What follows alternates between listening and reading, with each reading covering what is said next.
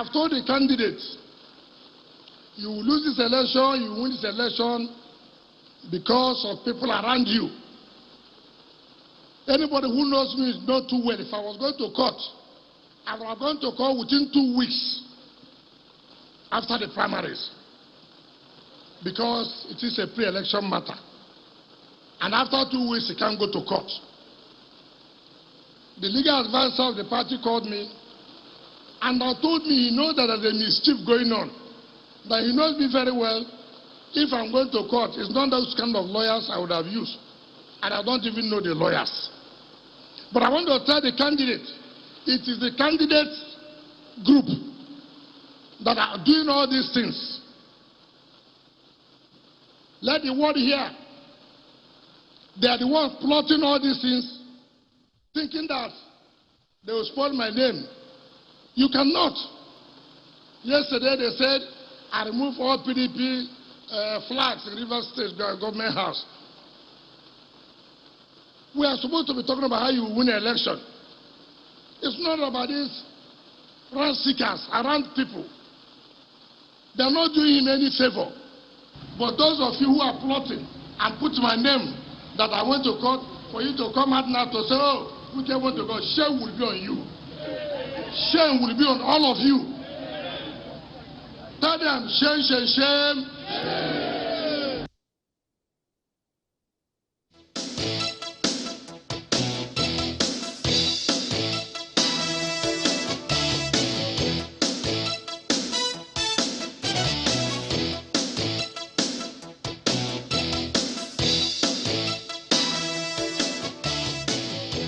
Well, let's have a conversation on that, as you have seen, with Chief Dele Momodu, who is former presidential aspirant of the PDP, and he is our colleague in the media, publisher Ovation magazine. Thank you so much for your time. Good morning, and thanks for inviting me. I know you know that this is getting, let me use a nice word, interesting.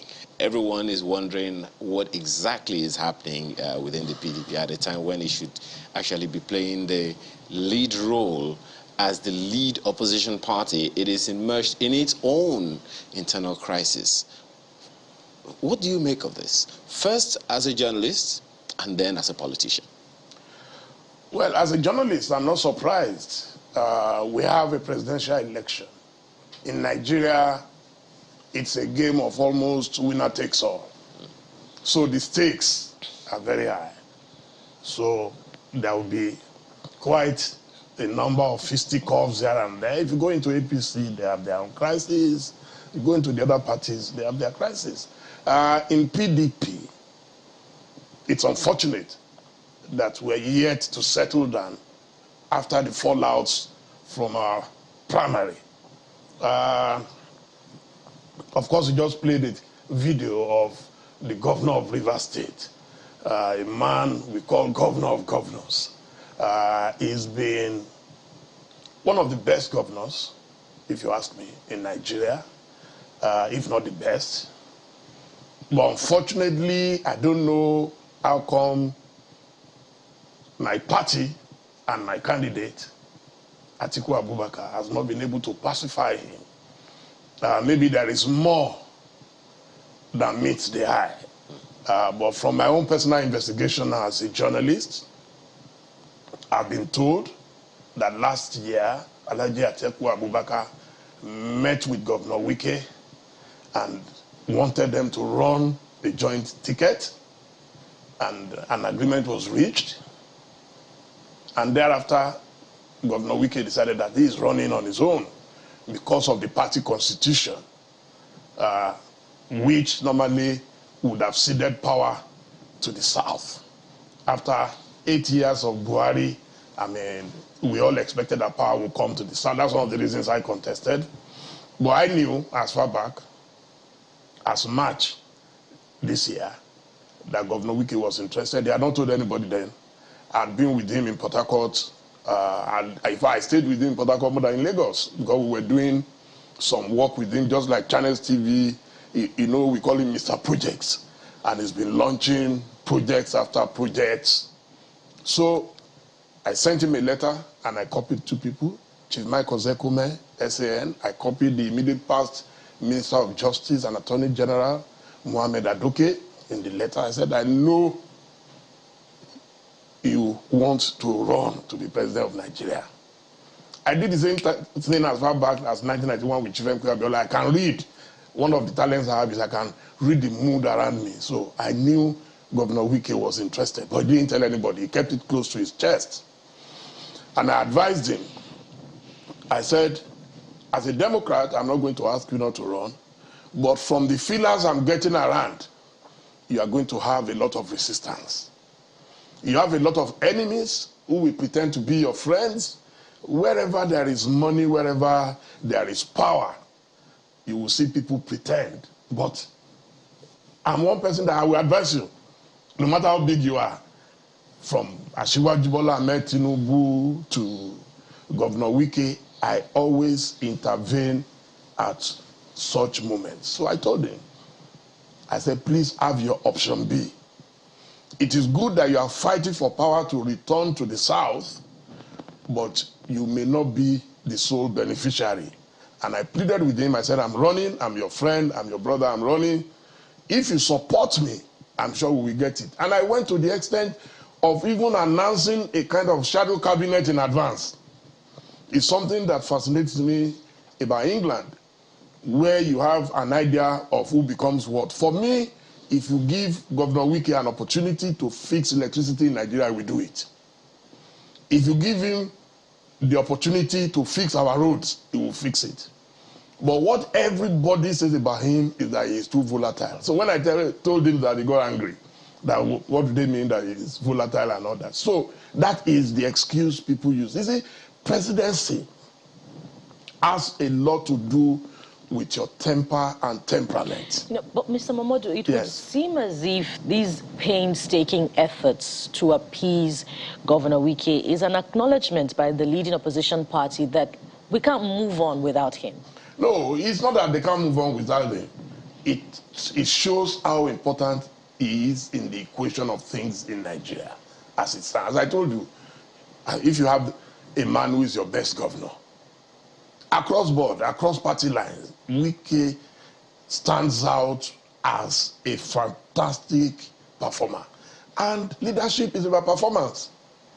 So today, the fear of Wike is the beginning of wisdom in PDP. There is no question about that. So by PDP's calculations, if Governor Wike is not appeased, how many states in the southwest, southeast, south rather, will the PDP lose in the presidential election? I'm not sure PDP will lose any state in the south. And I'll tell you why. The vice president, the vice presidential candidate is from the south. Governor Wike would expect that his candidate for governorship, who is running on the platform of PDP, will win. So if you destroy PDP, so how will his candidate then win the gubernatorial election? So it's a catch-22 situation for him, but he's very smart. He knows the game he's playing. You know, what he wants to do is to force a deal with the party. That's my belief. That's my own reading of the situation. He is a very smart politician. I'm sure eventually the party will reach a deal with him. If I were the candidate, I told you just now, I already offered him, if I was the candidate, that Governor Wike, if you support me, I will do for you what President Buhari did for Fashola. Fashola had 3 portfolios at a time in Nigeria. So if you don't get what you want, for me, Fashola is even almost more important than the office of the vice president. So what I will advise Alhaji Atiku Abubakar to do today is to sit down one-on-one, no other person, with Governor Wike and agree on deliverables. If possible, sign an agreement. But one of the issues that has played up until now is the entire party structure. Well, maybe I should even ask you this. As far as you are concerned, from what you can see, what exactly is the issue in contention here? You've talked about the North-South issue, the North-South rotation. There are those who are wondering the chairman of the party ought to have resigned. There are those who are saying maybe the vice presidency should have, vice presidential candidates should have gone to someone else as opposed to Dr. Okowa. For you, and don't also forget that the issues of internal crisis in the party predates the primaries. There's so many other issues at the center and in the various, some states of the federation in the PDP. So for you, what exactly is the issue, if there is a central issue? One, Governor Wike believes the party should have respected our zoning principle or formula, or whatever you want to call it. Number two, he believes that that zoning would have favored a southern candidate. Three, he believes that of all the southern aspirants, he is the one who has the capacity to deliver victory to the party.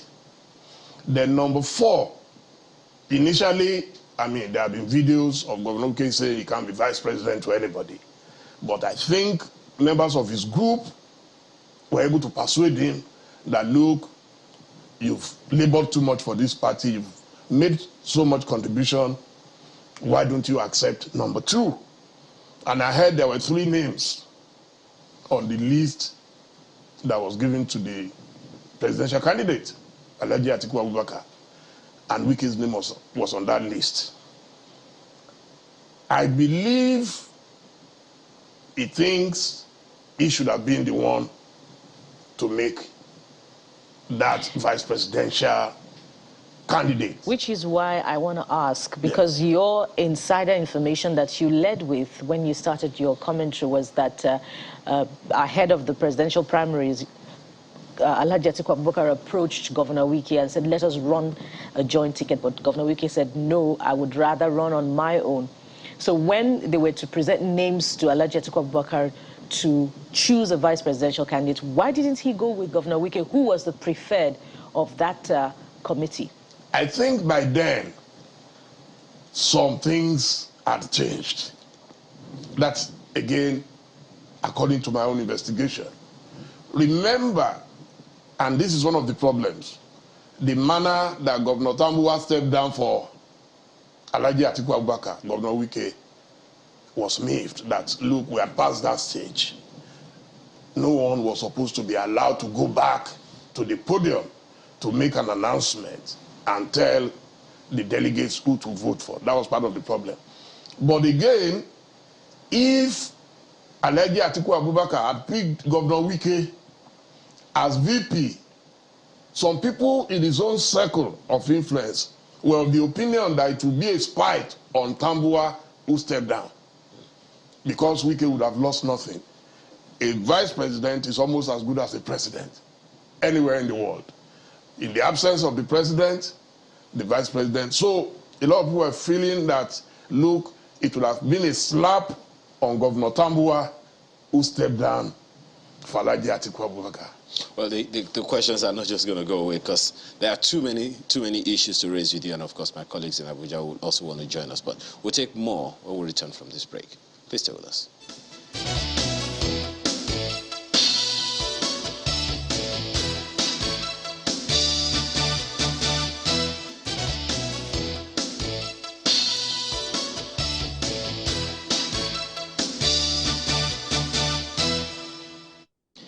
Welcome back to Sunrise Daily. Good morning, Mr. Momodu. Now, in trying to solve problems, they need to understand where it went wrong. Perhaps that will give them an inkling in terms of how to approach it. Now, there's been several, there's a reconciliatory committee that's been set up now to see how they can address this matter. But what do you think went wrong between River State Governor and the national chairman of the party? Because at the time they appeared cordial. There were images everywhere, how they had that rapport. But all of a sudden, things went south. How did that happen? Well, normally, in a normal situation, if the presidential candidate is from the north, then the national chairman would be from the south. But in this case, you have the presidential candidate from the north, and then you have the national chairman also from the north. So what the Wike camp is saying is that this is unfair, this is unfortunate, and this should not stand. And that's why they were asking that the national chairman would have to go. So it's not about cordiality. Of course, that cordiality broke down the moment, number one, the party jettisoned the zoning formula of the party and then settled for a northern candidate. It's normal that people will be aggrieved, but it is about crisis management. As I said, if I were in the shoes of Alhaji Atiku Abubakar, I will meet with Governor Wike one-on-one, face-to-face. No third party, and let them iron out their differences, because we're dissipating so much energy.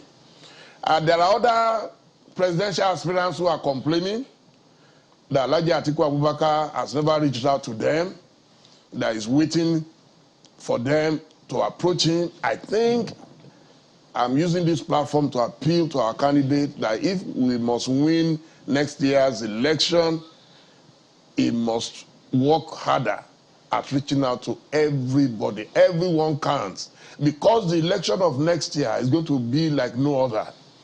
For the first time, we are going to have two mainstream political parties being challenged by a formidable third force.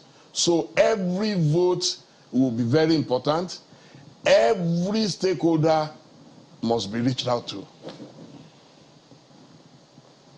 You know, I'm trying to struggle to see how I can avoid making this a double-barrel question. So the thing is, how much time do you think the PDP has to address this problem, this challenge, before they move on to the next step? And what options do you think will be there for the governor? Because we've seen different, while there are speculations that he could opt out and go to the APC, persons in APC in Rivers State are leaving APC and joining the PDP. So what should, first tell us, how much time do you think they have? What options will be there for the Rivers State governor? For me, Governor Wike is a very principled man. He has vowed repeatedly, if there is one thing he has been consistent about, it is his love for PDP. I believe he will not leave PDP. What he is doing is a mind game. He's playing a mind game, and he's very good at it. He keeps them guessing. He's a very smart human being. And as I said, I've interacted with him long enough to know him now. He's a principled man. If he goes to APC, what shall it profit him? You know, even in Southwest, we just won Osun State. Nobody thought we would be able to win Osun State. And I congratulate my good friend, Senator Ademola Nuruddin Adeleke, for that feat. But you can see the way the, party leadership of PDP all came together, and we were able to dislodge APC in Osun State. This tells you that if PDP can work together, because APC, they've messed up Nigeria spectacularly. There is no question about that. So we are the ones even still align them. What? Yes. Please go on. What does the Rivers State governor have to lose if he doesn't throw his weight behind your party candidate? He may lose his governorship candidate, because you can't come to me in the presidential election and say, don't vote for Atiku. And then the following week, you come back to me and say, vote for my candidate in PDP. I mean, that would be a very dangerous game to play. And I know he's smarter than that. Governor Wike is not a foolish man who will take foolish. He is angry, legitimately angry. There are many people who are angry in the party. And that's why I'm saying it boldly here, that the party must do everything possible. You see, because there is this attitude. Now they are worrying about Governor Wike, but there are others in the party they should worry about as well. And they are very important. The next election is not going to be an easy one for APC. Good morning, Mr. Momodu. Good morning. How are you? Well, thank you. Are you one of them? Are you one of those whom they should worry about? No, they shouldn't worry about me too much. I'm a part-time politician. I'm not a career politician. I'm back at Ovation, working at Ovation. But if they need me, yes, they will reach out to me and I'll do what I can. I supported Alhaji Atiku Abubakar and former Governor Peter Obi in 2019. I wasn't a member of PDP. So I operate without being in a party. When I supported Buhari in 2015, I wasn't a member of APC. So I'm a part-time politician, but I know there are a lot of disgruntled elements who will not speak up, and they must reach out to them. If they want their names, they can ask me, I'll tell them. Well, we are interested, since you have said that, there are a lot of other disgruntled people. Would you like to give us hints? The hint is that there are a lot of presidential aspirants who felt that immediately after the primary, the party was going to bring them together under one umbrella so that they can all collectively work for the candidate. But everybody is roaming around like orphans right now. That's the truth. A lot of our other aspirants are roaming like orphans. Not all of them have Ovation International to go back to. So I'm back at work. I'm traveling all over the world. I just came into Nigeria yesterday. So, but I am serious. I've met with Senator Dino Melaye. He came to see me in London the other day. And there are other people talking to me who are also very close to Alhaji Atiku Abubakar. And I've been telling them between us that, look, there is so much work to be done, and they shouldn't take it for granted that it's going to be easy. This time around, every stakeholder must be accommodated, beginning with Governor Nyesom Wike. Well, I'm just trying to put a face to the other presidential aspirants. And when I mean presidential aspirants, I'm also talking about, I don't know whether it matters whether or not people were able to secure votes on that day or not. Do you think that this is regardless of whether or not they got votes from the delegates on that day? You see, I don't want to wash our dirty linen in public. Getting votes does not matter from delegates. That's not a general election. I didn't get any votes. And as I said at the end of the exercise, I said I paid for nothing and I got nothing.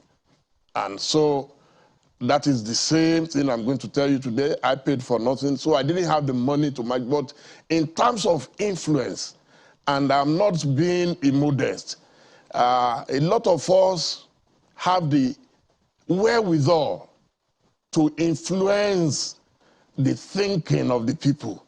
There are people who have the credibility that will influence a lot of people, especially the young ones.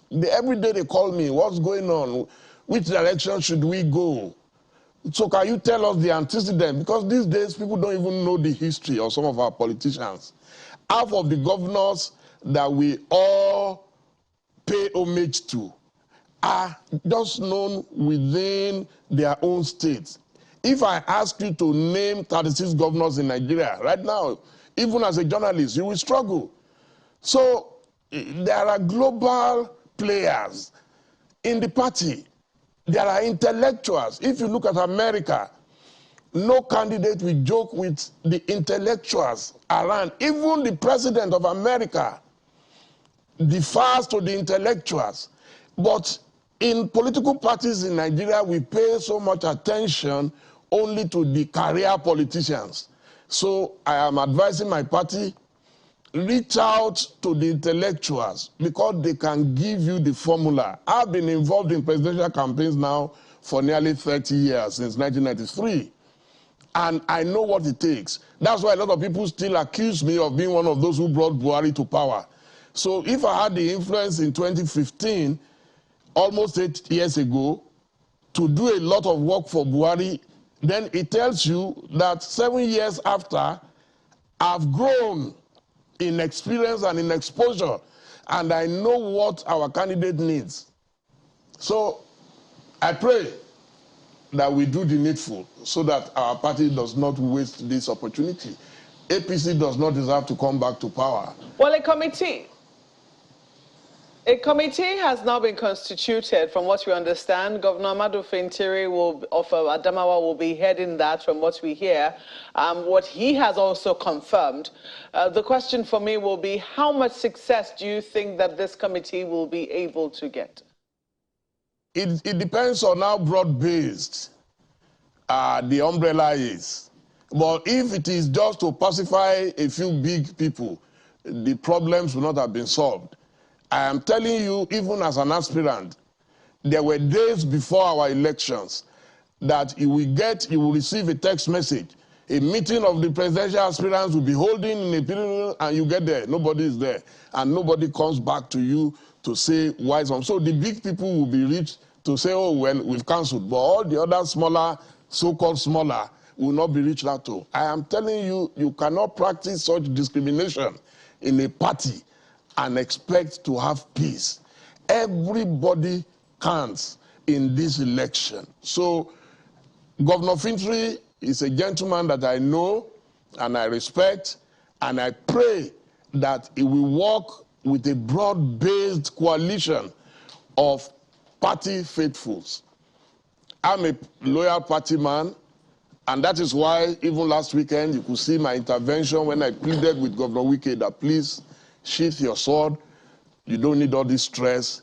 Don't take it too far. There is another tomorrow. Now, if I could move with a little brother to the political parties, you've talked about a formidable third force, but there are those who are also factoring in the NNPP. So if you could look ahead and talk about the forthcoming 2023 presidential elections, we haven't had it this way before, with at least 3 or 4 persons that are being prominently talked about. What do you see playing out? Because some think, at the end of the day, if things continue this way, we may just have ourselves a runoff. What do you think? Well, we'll be lucky to get away with a runoff. I hope it's nothing much worse. I've read the interventions of Chief Afe Babalola talking about an interim government. I've read the interventions of Mr. Femi Falana. We may be playing with crisis if we're not careful. For me, as a political analyst and as a journalist, I believe that the 2 mainstream political parties, APC and PDP, are still in the lead. As I said, there is a challenger, a very, very powerful challenger in the Labour Party. It remains to be seen how far they'll be able to galvanize the people. But let me say very quickly, there are 3 main factors that will determine the winner. The race card, as they call it in America, we call it ethnicity here, is going to be a major factor. Anybody with wishful thinking can say, oh, it doesn't matter, it will matter. Religion, and then the whiff, what James Ali Chase called the whiff of money. Those 3, because you need a lot of money to mobilize your agents nationwide. We saw what happened in Osun State. Only 2 mainstream political parties were able to mobilize enough resources for their agents. Because if your agents are not present, it's going to be difficult. The third force will have to invest also in other lower candidates. Let me put it in inverted commas. The lower candidates, they must work to have senators, they must work to have members House of Reps, they must have members House of Assembly, they must have others like that, so that their party candidates can then have what I call the foot soldiers. You need foot soldiers. It's not enough for people to say, yes, I'm supporting A and B. There are structural arrangements to it. I like to call it, there is method to madness in Nigeria. So, but as of today, the 2 mainstream political parties are sitting pretty. I don't think they are afraid yet PDP has a very good chance, trust me. With a vice presidential candidate coming from the South-South, it can be assumed that we are going to have the South-South. Labour Party will do very well, especially in the South. I don't know about the North. I have not really followed their progress in the North yet, but I can see the movement is sweeping across. APC, of course, has an edge with about 22 governors or thereabouts, so which means they already have the structures, but those structures may be weakened. I mean, like I said, APC just lost Osun State. That should embolden PDP that they can actually take on APC. But wouldn't that be something you said earlier about, Governor Wike having the need to depend on the PDP because, I mean, otherwise his own anointed candidate, so to speak, would not, have his way. Don't forget that Segun Mimiko became governor, on the platform of a relatively unknown party at the time. Don't also forget that even, the presidential candidate of the APC changed party. Literally, well, some would say retired some political party and created his own, and became governor on the platform of a completely new political party. So, looking at those things, when he was governor in 2003. So, looking at those things, wouldn't you say there could be some upsets? Oh, there's no question about that. But what I'm saying, a state is different from the national. In a state, you have fewer constituents to deal with. At the national level, you are going to deal with God knows how many ethnic nationalities.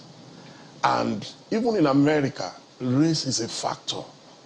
You have those who are white supremacists, you have those who are liberal, and you have... So in Nigeria, trust me, you will see that on the day of election, a lot of that will come into play. Okay. There are those who will say, look, Tinubu, whatever you want to say about him, he's a Yoruba man, he's a Southerner, we want power in the South, we're going to vote for Tinubu.